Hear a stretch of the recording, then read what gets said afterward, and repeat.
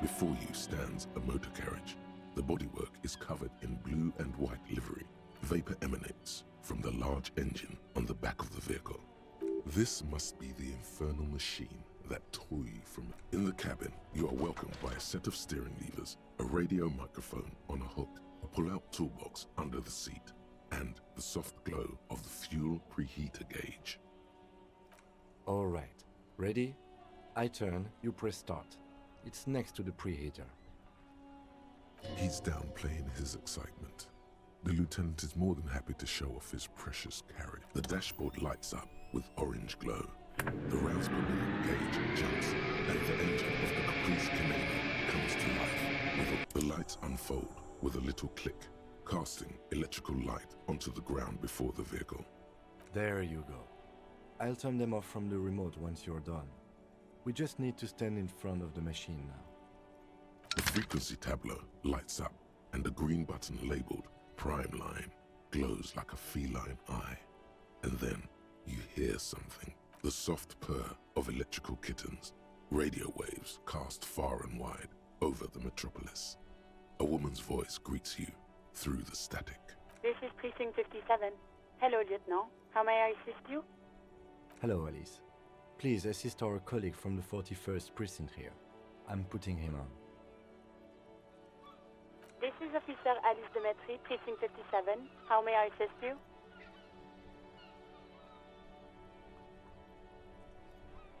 Just a second, officer.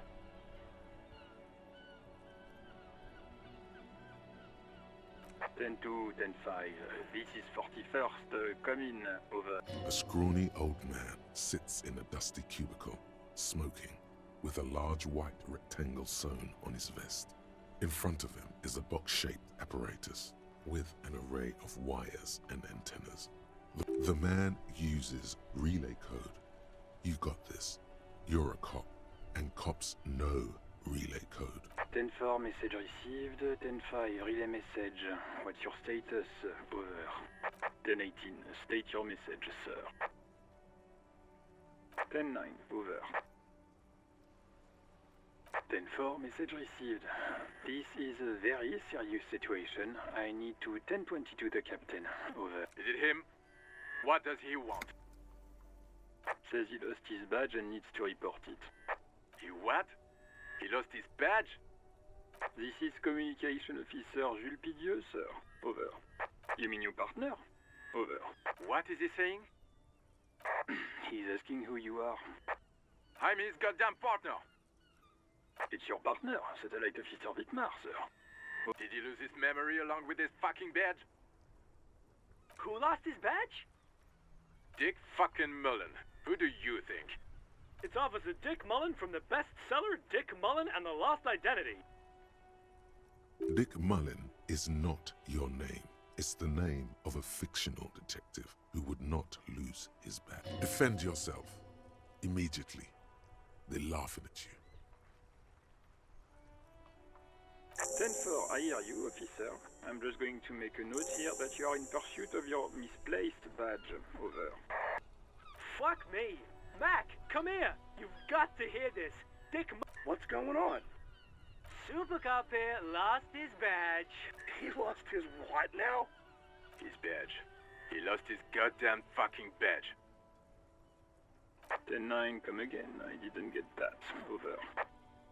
New heights even for Captain Sober. Ask him.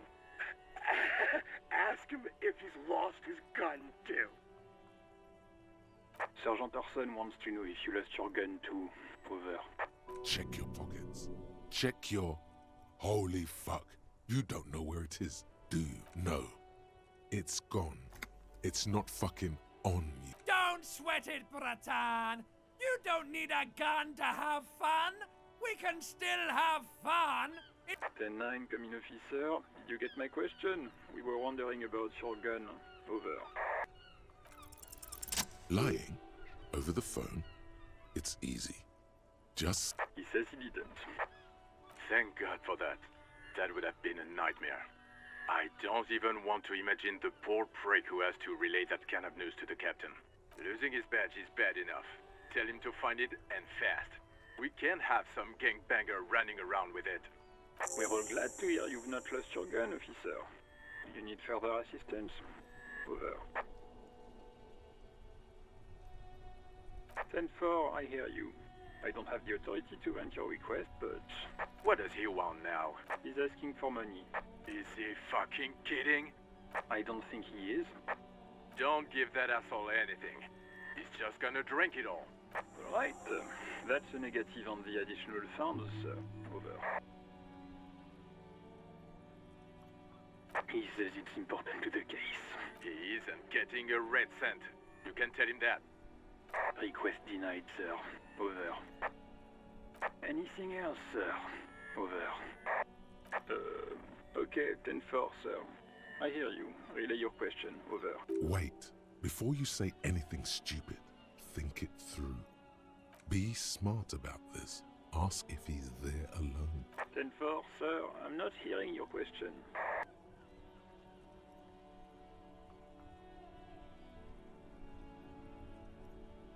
10-9, repeat message. I didn't get that, sir. Over. What? What is it? What can he possibly still want? He seems intoxicated and keeps asking me to call him by his name. Mullen's drunk and emotionally aggressive. That's new. Wrap it up. Don't indulge in his drunken antics. Understood, sir. Roger that. 10-10. Over and out. 18 kilometers to the south, in the 41st Precinct's relay booth, a small crowd has gathered around Communication Officer Jules Oldboy Pidier. The small room is filled with cigarette smoke, a buzz with laughter when Officer Judith Minot enters. What is going on here? Did something happen? What happened is my partner made contact, and it's not good. He's lost his badge. He seemed confused, delirious even. Mac, the torso Torsen, is finger-fucking his fist, laughing hoarsely and apparently telling some dirty story to his partner, Chester McLean, near the entrance. Yeah, Mullen was fucked, alright. Sounded fucking drunk to me. Yeah, Mac's right. This was some gnarly shit there. I mean, before he started begging for money. Enough! None of this is funny. It's fucking sad. That's what it is. He's a cop. He's one of us, goddamn this. We must help him. Yeah? How do you fucking plan to do that, huh? Get him off the drink? Go jogging with him in the morning and get him on carrot juice? He's a lost man. I just know we can't give up on him when he's at his weakest. He wouldn't. Mac, man the door. You know what he told me? I don't want to get better. I want to get worse. Those were his words. This shit does not leave this room. Not a word of this to the captain, or anyone else. We'll give him a couple of days to pull his shit together. I guess I can hold off the report for a few days. Good. Okay, everybody. Nothing but a prank call here. We all got our laughs. Now get back to work. Far north, on the other side of the motorway, the officer quietly hunches with his hand in the motor carriage.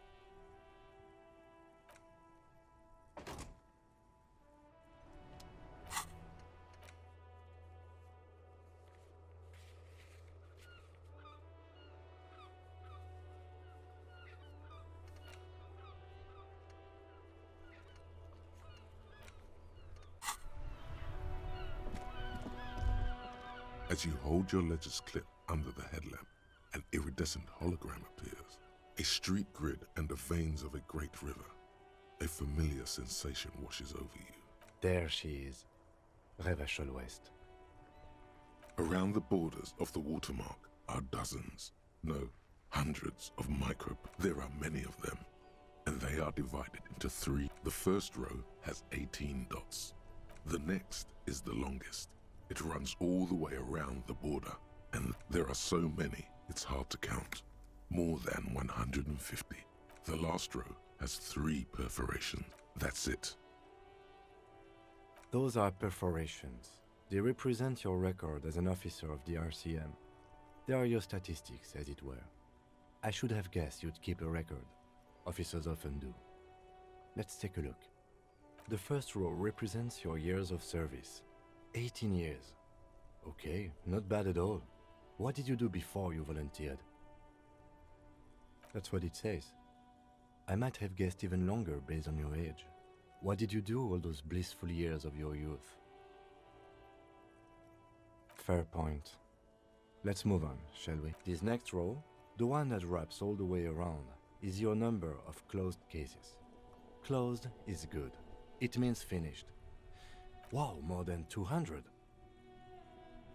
It's quite a lot, even for someone who's been on the force for nearly 2 decades. Usually, clearing more than 10 cases a year puts you in the 90th percentile of all RCM officers. Call it what you want. You are a valuable member of your precinct. Now, let's look at the last row. Right. Those are your confirmed kills. You've got precisely 3 perforations there. For an RCM officer, especially Precinct 41, which is in the Jamrock quarter, it's rather tame. I mean that in a good way. There are certain officers who treat their kills like some kind of ghoulish game. If they do happen to solve a case, it's usually by accident. But it seems as though you are, or at least were, one of the good ones. So we have that to be thankful. The lieutenant nods. Those are perforations. The first row represents your years of service. 18 years. Fair point. This next row, wow, more than 2. It's quite a lot. Even for call it what. Right. Those are for an arse. There are certain, but it seems as though you are. The lieutenant nods. The rectangular watermark is overlaid. Let me see. Right here. No, it does not. Right. I'll go turn off the lights.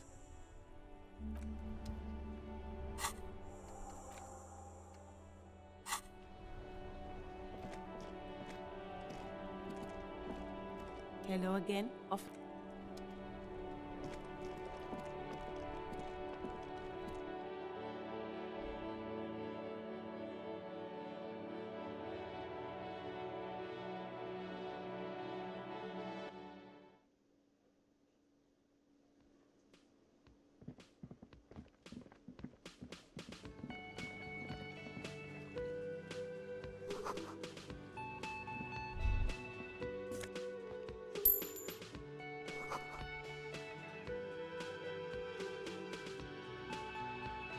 A thin man is smoking below an exhaust hood, occasionally sipping from his mug.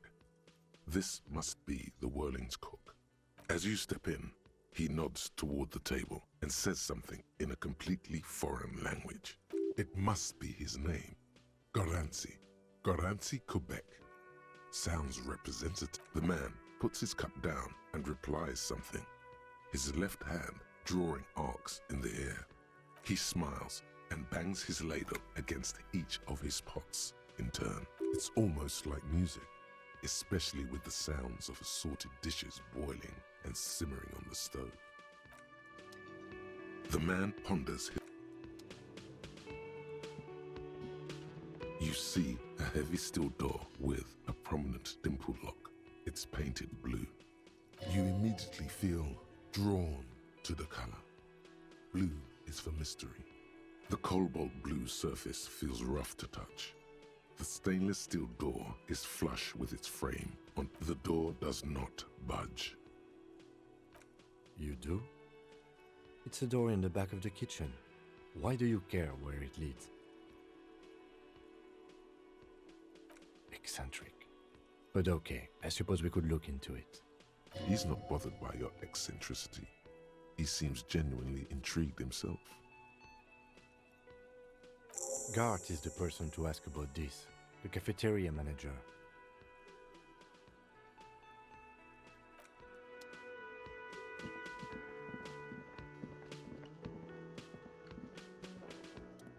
Can I help you? Another thing. Great. Oh yes, that door, sure. There's nothing mysterious about it. It's just a door. No, I don't have a key. I don't know how to get there. And I don't care either. It's not like I've been wondering about it for 10 years. It's just a frick warehouse, probably. Or some boring storage space with a bunch of old junk and dust. Junk and dust. He's attempting to maintain an air of indifference. It's absolutely not convincing. Fine, okay, a little. But my job doesn't leave me time for wondering about one locked door in one of the cafeterias I manage. So I haven't opened it. I have cleaned the whole place 100 times over, though, after the animals. And I haven't found a key, so good luck, yes?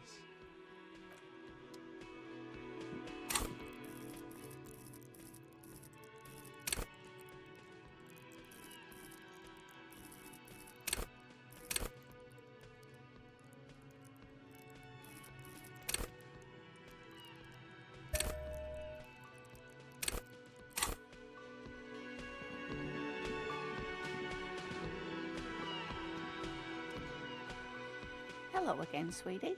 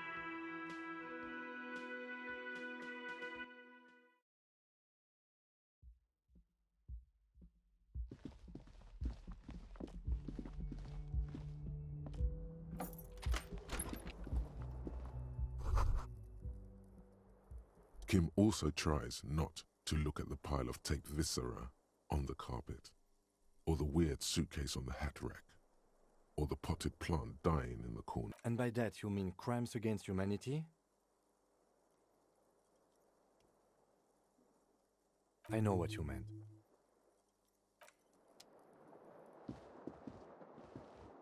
The bed is cold and not but. A mirror hangs on the bathroom wall.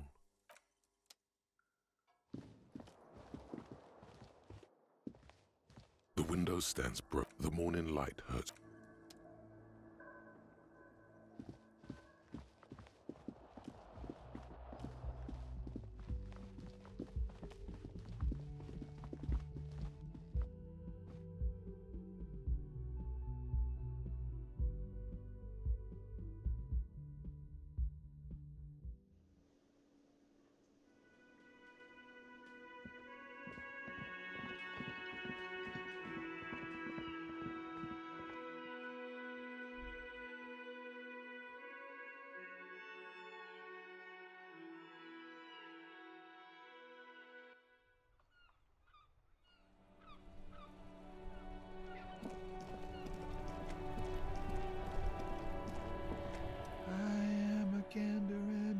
And a gatherer, feel like a traveler. A simple little cadence. He seems to be making it up as he goes. It's the jam, my man. It's a traffic jam for the ages. Harbor gates up the street are shut tight, no explanation given. Workers on strike, scabs agitating, an all-around clusterfuck. Meanwhile, we're all stuck here in long-haul limbo for days upon days upon days. Upon days. Yeah, exactly. It's official. He too agrees. This is the antechamber of the afterlife. Feels like forever. Like I was born on this here roundabout and this was all I ever knew. Just me and the metal and the tires, the oil and the fumes of mazout. Yeah, imagine. It's been a whole week already. Behind the laugh, however, a touch of sorrow. So tell me, what do you need? He ain't one of us drivers. I know that. All accounted for. Otherwise, I haven't really asked about that. Been wasting time right here. Keep him busy. It's easy to see he's telling the truth. He's kept his nose out of the dark stuff. Analyzing the fundamental structural and psychological conditions of being stranded in the midst of a sea of motor lorries and their sad, despondent chauffeurs. A sense of surprise there ain't more bodies hanging from more trees. Oh, high-grade narcotics, illegal firearms, stuff like that. Time to arrest him. Can't even get a few jokes past you, my man. I've got another haul of found cargo. Mostly sporting goods, tracksuits, and that kind of thing. They usually get shipped to Grad in the Occident, though we've been making headway in the Il-Moran market lately.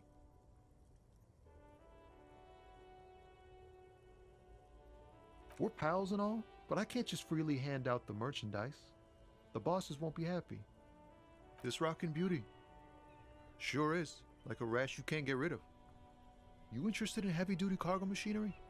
A motor lorry, also called a camion, on Caillou and neighboring islands. This one looks roughed up enough to be some sort of found rust bucket.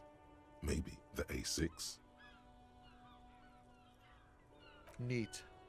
For carrying large quantities of cargo a long distance. These found tracksuits need to find their way to the kids way out in Wamrau and Laurent Bird somehow. There it is again. A little touch of sadness beneath his cool. He thinks he's spent too long in this lorry. The man taps his fingers rhythmically against his arm. Huh? Oh. No, I ain't got any money. They don't want to pay for unfinished work. The bosses, man. Makes sense. It sucks is what it does. It's like, whatever's going on over at the docks. Workers got a blockade set up, making demands, no way in or out. Some pretty wild stuff, I hear. Like a giant new power crane in half the company? I forget what exactly. Good on them, I guess. I've heard talk there's a company rep in town, too. Like, a strike negotiator type. They'd know what's up. Precise demands and so on. Ah, yes, from the Wild Pines. We'll meet her soon enough, I'm sure. They want to keep that money flowing in, my man. Ka-ching. Anything else? Yeah, this ain't really my area of expertise. I just do my job and get paid. I have things to do and places to be. All of us do. Us lorry drivers. Camionneurs. You still hang around here waiting for this mess to end. Most have scurried off somewhere to get drunk or high. Or laid. Not that I blame them, really. Not my thing. Chasing transient pleasures is a drag these days. I prefer the examined life now. Thinking, reflecting, observing. What's better than chasing transient pleasures? The more transient, the better. When one's ended, you can get onto the next one. He tries his best to look nonchalant, but there's a rigidity in him, as if trying to conceal something warm and deep beneath a cool exterior. Ease into it. Don't go too far. This seems like a personal matter.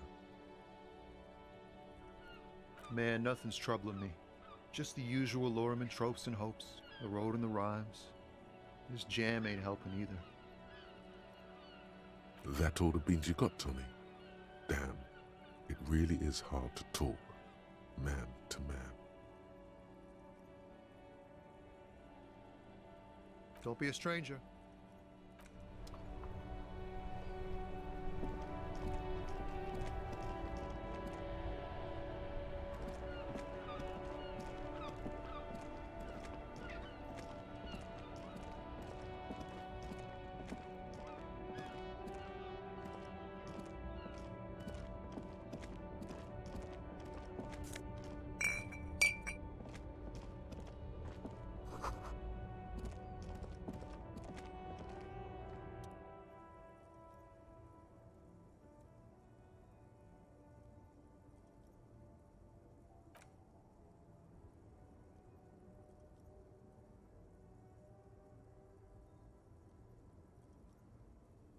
Not a good track record of mental health in that family.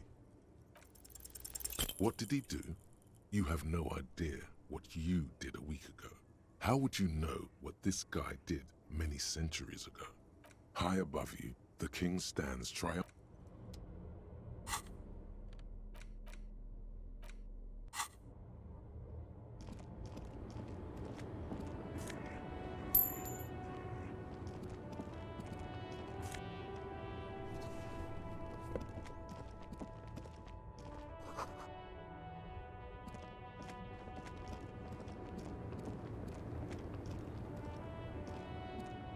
The small, wrinkled woman does not greet you.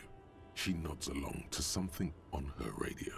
A photograph is clutched in her hand. The photo, an ambrotype from the turn of the century, as golden as her smile. It's the warmth of a winter night's fire. Maybe she could give you comfort and shelter, some cigarettes and food money.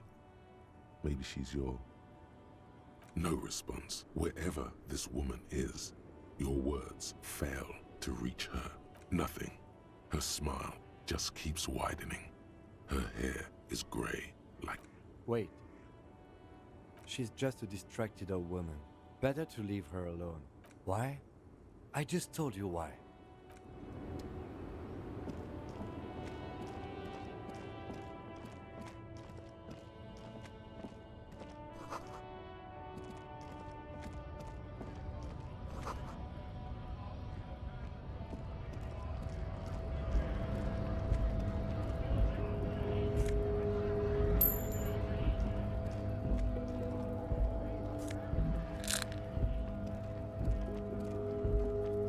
Welcome to Revachol.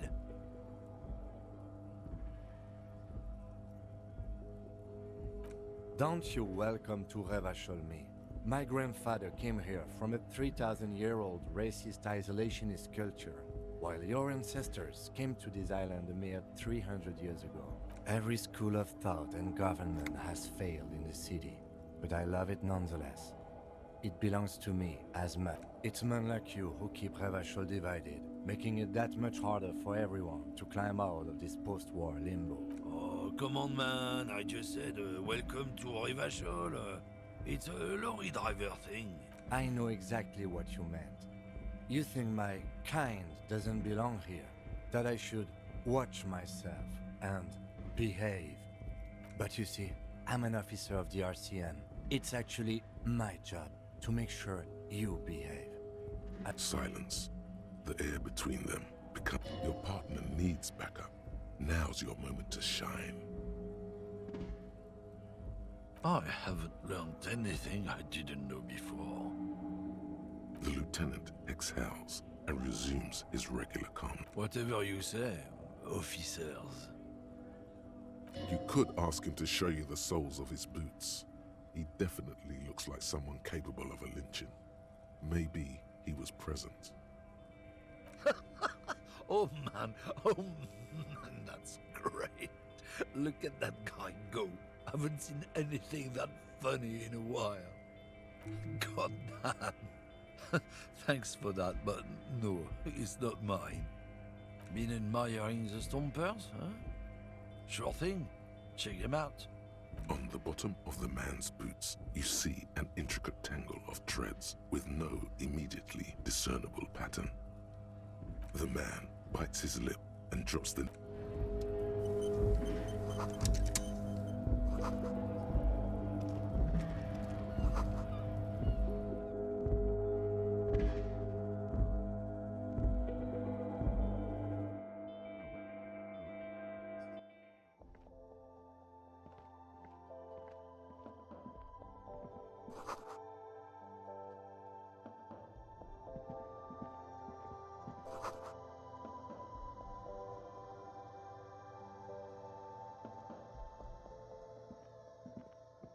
A colorful display of cigarettes and alcohol bottles line the shop wall, inviting you closer.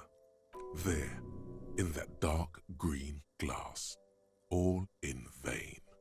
The great flowing river of warmth, wine, alcohol, beer, alcohol. The tear machine stands in the corner.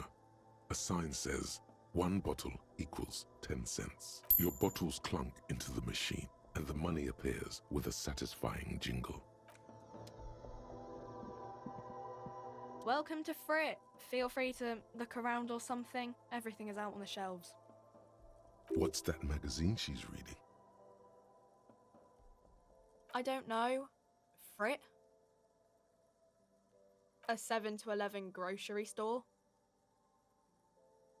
I think they think that the extra T makes it funkier. It doesn't. The story goes that normal Fritta, with 2 T's, a men's workwear shop in Vredefort, was already taken. So when Fritta Retail Inc. grew into a multinational corporation, they had to add an extra letter to avoid trademark infringement. You mean this? This is Pop Stars. It's got, like, famous people in it. It's not for sale. Looks like it also has something called Police de la Mode, featured on page 34. This speaks to you. She pops her raspberry-flavored bubblegum, and her shoulders tense. She shuffles back only slightly. Bewilderment and repulsion root her in place. The lieutenant frowns at you before turning to the clerk with an apologetic half. Okay. I'm not really supposed to be chatting to anyone, but... A warehouse? I don't know. Maybe. I don't really care what Frit does. She scrunches up her face into an expression of Fine. Frit doesn't have a warehouse. Just a little back room here. Okay? She looks up from her magazine. Yes. What we have is there. In the medicine cabinet. Go take a look yourself. I don't really know anything. I mean, I know it's there, but I haven't seen it, so... Not really. No. I didn't know him at all. I don't know, really... long? I don't know. No need to worry. It's just standard procedure for us to ask around. If you hear anything, let us know, okay? Okay. Uh-huh.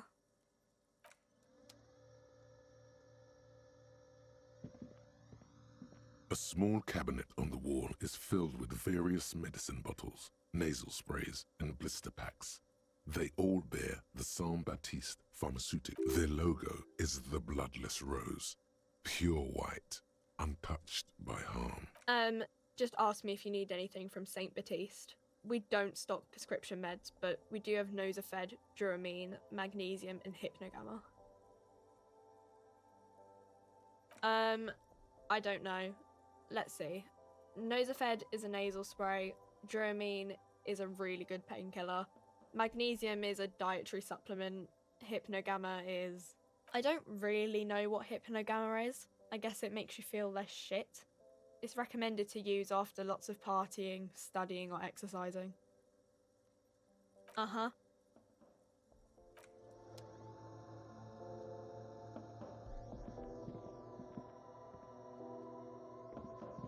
You see several packaged raincoats fill a low shelf beneath a display of croissants and juice bottles. The raincoats are transparent, except for the big Fritta slogan. What is what?